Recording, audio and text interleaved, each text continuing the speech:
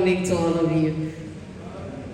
Right, still haven't woken up yet, I see.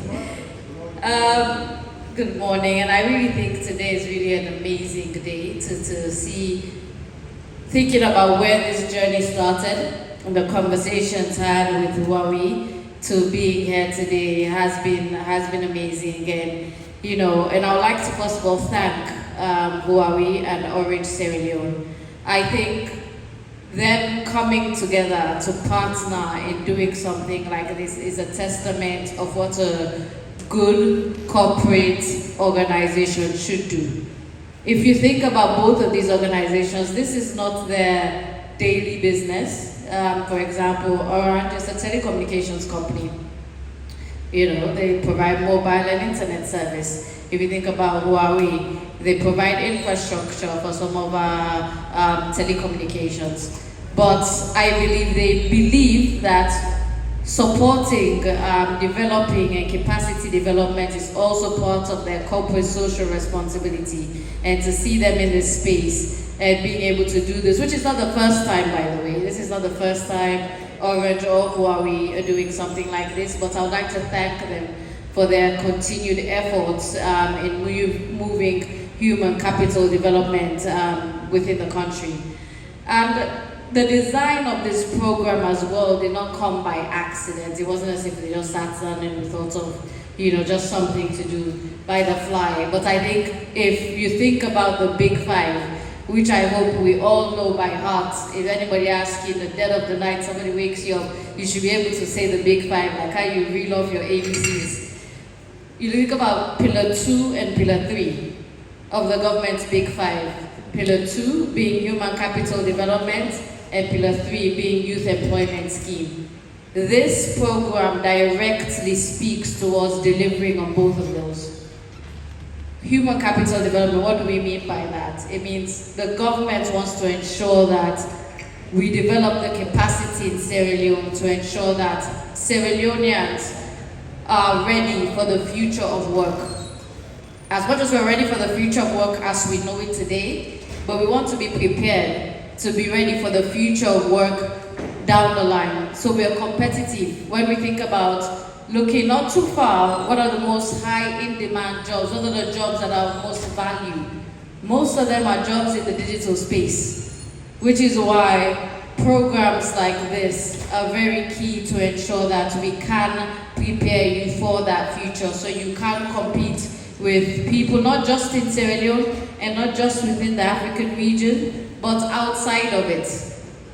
If you think about youth employment scheme, the government has a target of 500,000 jobs. You might think 50, which by you who graduate today, 50 is a small number, but 50 is a small in terms of 500,000, but it's a multiplier effect. What are the jobs potentially some of you who, because of this training, will be able to provide down the line? So that's why I'm really grateful for this program, because I do think it captures both of those. And this is the first phase of this program and partnership with Huawei and Orange. Before the end of the year, we would have trained and certified 100 people. You guys are the first cohorts. You guys will be the trainers, would go on to train 1,000 entrepreneurs. You would also then go on to train 9,000 students before the end of the year. And this is going to be a cost-cutting range of obviously cybersecurity, digital marketing, I believe web design, and there's one other which I probably have forgotten before the end of the year. Those are job-ready skills. And when you do, after, and this is my address now to you guys, the graduates, don't think of this as you've gotten training and now you're just going to train these people, and this is where your utilization of the skill sets that you've gotten stops. If we look at the global market for cybersecurity right now, it is valued over $220 billion. If you think about the digital marketing value, the global market value of that space, it is valued over $300 billion.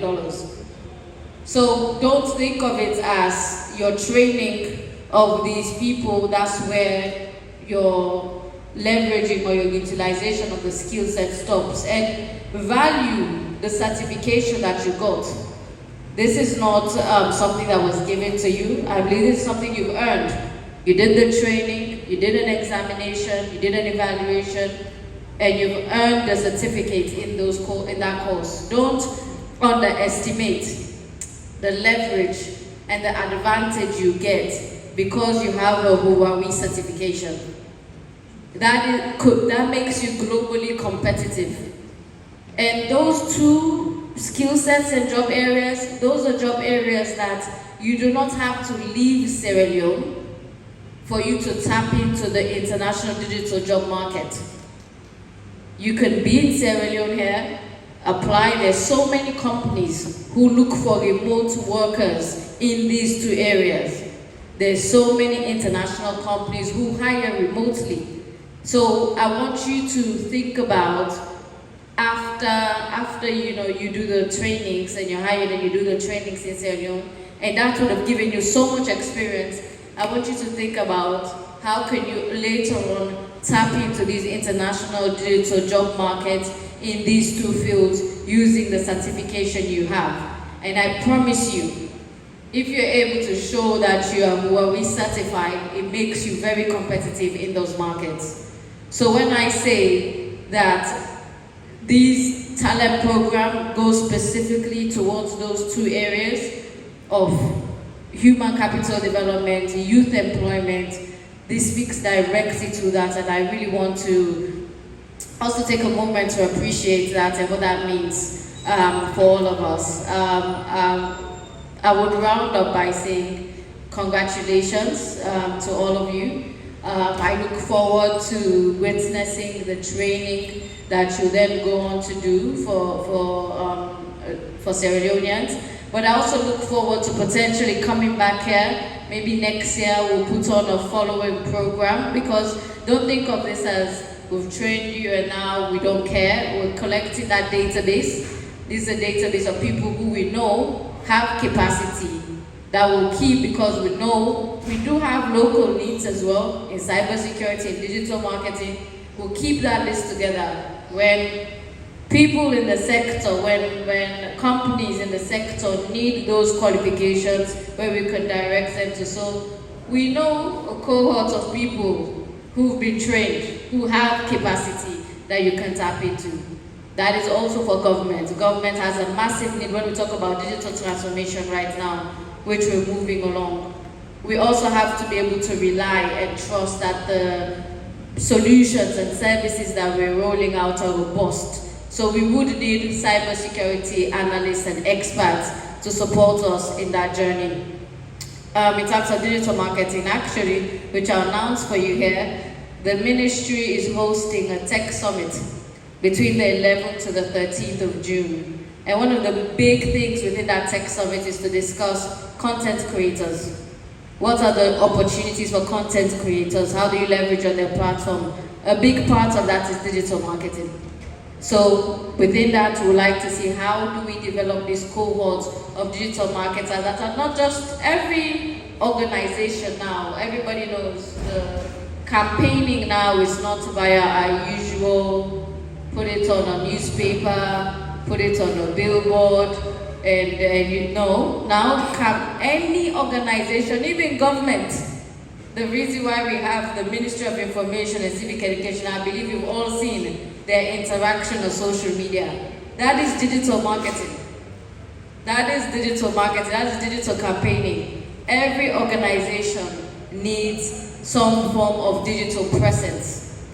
Some form, and it's not just social media, there's so many others. There are bloggers, there are e-magazine distributions, there are emails, there's publication. There's so many others. So I would like to see how some of you are coming together to potentially think of forming an organization of digital marketers that provide services across board. So we will be following up. We will be following up with you. We'd like to see next year when we come back. We'd like to hear the interesting things that you've done in this journey. And obviously, the ministry's doors are always open to seeing how we can better support. But I also invite you to the Tech Summit where we would have further information on how we plan to do that. But congratulations once again, and I'm really hopeful for what this is going to do. And I look forward actually to the next rollout of the next cohort of training of trainers and the start of this program. But thank you once again.